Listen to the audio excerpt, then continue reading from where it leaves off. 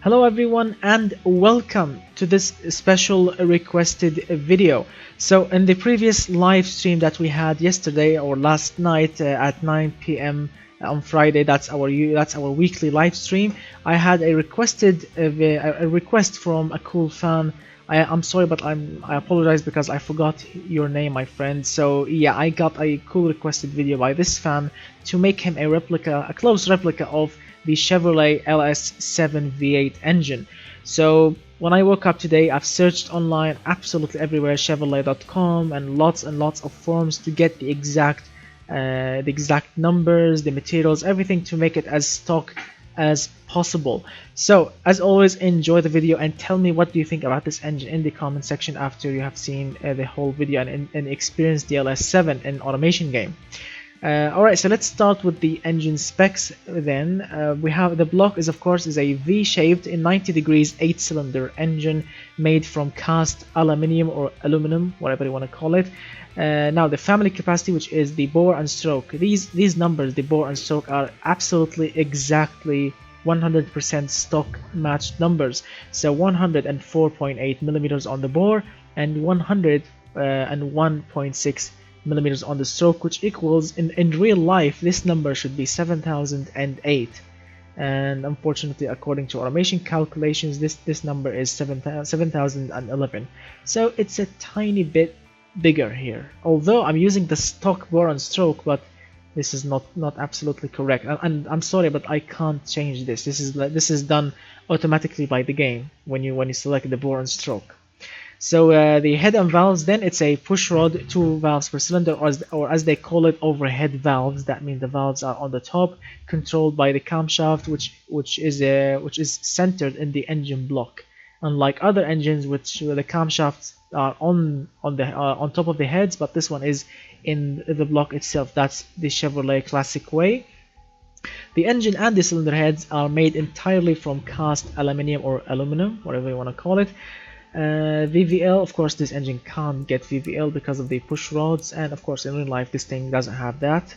Moving on, now this is the most weird engine setup that I ever encountered, because I mean usually when I'm making an engine in automation game I choose like an exact package. For example, if I'm making a normal engine or a cheap engine, I go with cast internals like cast iron crank, cast connecting rods, and cast pistons, because they are cheap and they work together as a team. They rev to the exact same amount of RPM, and they can get they can take the exact amount of torque without braking. And if I'm making a high performance engine or a performance engine, I choose like the forged package, which is forged crank, heavy duty forged connecting rods, and forged pistons. And so you get the idea. Normal, performance, and for example a racing engine. But according to Chevrolet, this thing has a mix between all three packages, I think. Yeah, so this engine has a forged steel crankshaft, which is good. That means the crankshaft can rev high, can take very great amount of torque. That's good. The connecting rods are much more expensive option, and very good option, which is the lightweight titanium. Yes, the LS7 has titanium connecting rods, which they are like the best of the best. These connecting rods can take immense amount of torque. They can rev to the moon without braking, so they are perfect. But why combining a mid-ranged crankshaft with top-range connecting rods? I mean, yes, you can't get the full potential of those using this crankshaft. And now, adding salt on the injury, which is fusing hyper, whatever the name of these hyper something cast pistons. These pistons are just cast aluminium, whatever you want to call it, made by this method, the hyper something cast. So yeah, I mean the whole purpose of these pistons is to produce less and less amount of emissions. That's the whole goal of these pistons. And these pistons can't rev high, they can't take a very high amount of torque. So why using these regular cast pistons? I mean to save emissions, or to make a clean engine. Who knows what Chevrolet was thinking? But using those high revving and expensive materials like connecting rods and crankshaft, and then choose cheap pistons. Why? I mean, and as I'm going to demonstrate later, these pistons can't achieve the the maximum RPM that was suggested by Chevrolet, or that was given to me by Chevrolet, as I'm going to demonstrate later. So I had to push the quality all the way to plus 15 quality just to make the pistons to live to the max RPM that Chevrolet has said on their website. So yeah, I'm not really sure about this option, why Chevrolet used that. Moving on, the compression ratio, the stock compression ratio, which is 11.0 to 1, perfect. 70 on the cam profile, which is a, let's say this is not a mid sport, this is like a high performance, nearly a high performance engine. And this is, I've searched everywhere. I really don't think the LS7 has variable valve timing. Who knows, maybe it does, maybe it doesn't, maybe this thing doesn't have that. So I would love to know that in the comment section. If you think the LS7 has VVT, I would love to know that, so I can adjust it later. And again, plus 13 quality, because as we all know, anyone who has played automation game in the past will tell you that the pushrod system is absolutely rubbish in this version, because the numbers, the horsepower, the torque, the RPM peak, all these things are rubbish using the pushrod system in automation game, not in real life, in automation game.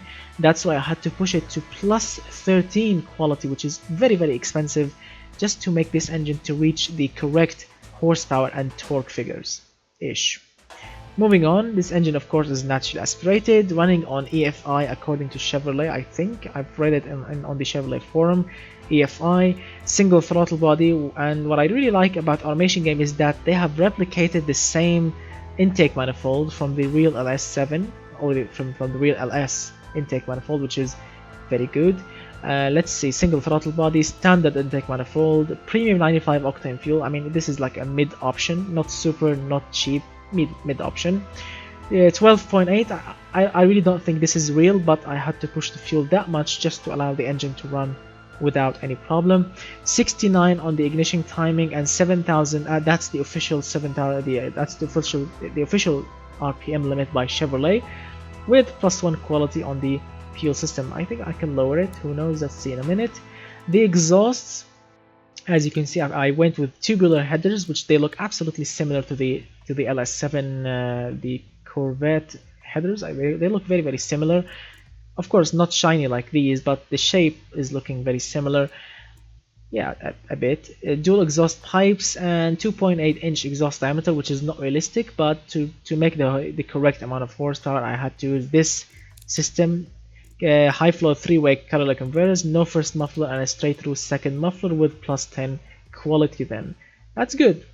Now the horsepower, as you can see, this thing is making 504.5 horsepower, or in real English 505 horsepower at 6500 RPM, and 470 pound-feet of torque at 4800 RPM. So the torque is perfect, the horsepower is nearly perfect, and the power peak is a little bit higher than the real engine. The real engine will peak its power at 6300 RPM. This one is peaking at 6500. So yeah, extra 200 RPM. I tried really hard to go down 200 RPM with the peak power. I really couldn't without affecting the torque. Yeah, reliability 72, which is very, very good. The engine emissions are acceptably normal, and yeah, because I've pushed +13 quality and +15 quality, the production units takes forever, and the engineering time also takes forever. So these two numbers are not realistic, and in real life Chevrolet makes, I mean, tons and tons of these engines every day. So yeah, these numbers are not realistic. The engine weight is actually fairly lightweight, because this is a 7-liter V8 engine and it's only 200 kilograms. That's actually light, it's not heavy at all. And 13.9%, not bad for a massively oversized engine, not bad indeed. So let's fire it up. As you can see, these are the titanium connecting rods, the forged crankshaft, and those hypercast pistons, which they are, I mean, not for this engine.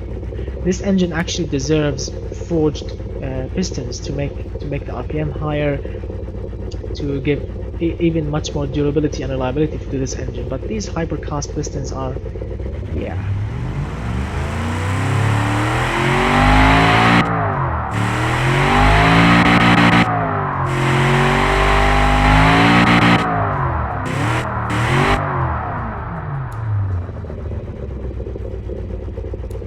So the engine sounds like a true amazing V8, but now let me show you the big problem with this engine using these pistons, the RPM.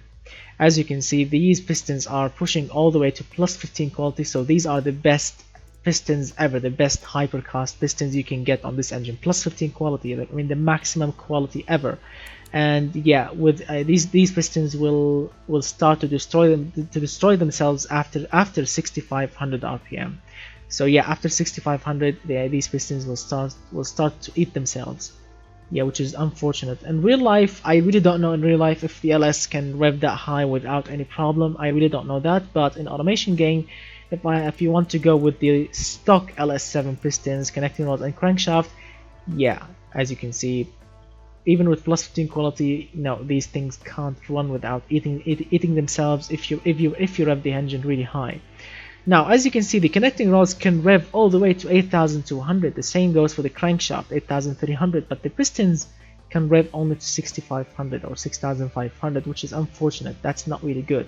And look at the torque rates. The connecting rods, the titanium ones, can take 2161 pound-feet of torque. The crankshaft, the forged one, can take 1350 pound-feet of torque. The pistons only 944. More than that, they will start to explode, which is really not good. So that's the LS7 then. I really hope that you enjoyed the video. This was like a quick ish video about making the LS7. So if you want to make your own LS7, now you have all the numbers, specs, and materials if you want to recreate this engine in automation game. So thank you so much guys for watching. If you enjoyed this video, of course, hit that thumbs up, get subscribed, share the video if you want to share it, and tell me in the comment section if you want me to stick this engine in some kind of car, and of course see how it will run in BeamNG.drive. So thank you so much guys for watching, and remember that currently during this week, I mean starting from last night, Friday, we have the latest challenge on our channel, which is the 1985 Rally Challenge. So if you want to participate that, you can watch the video right now and learn about the rules and how to participate in it. And of course the winner will get a special car as the prize for the winner of that challenge. So thank you so much for watching, and of course if you enjoy my videos and if you want to support the channel, support the next video and support my work, the link also in the description below for my Patreon page. Sign up to my Patreon page so you can get special cars like the V16 Queen, which is the most powerful car in the automation game, plus other crazy replicas and creations, plus behind the scenes and 4K wallpapers. Now I will say to you, my friends, have a great time, and of course have a great night, morning, evening, whatever time you're watching this video, and goodbye for now, my friends.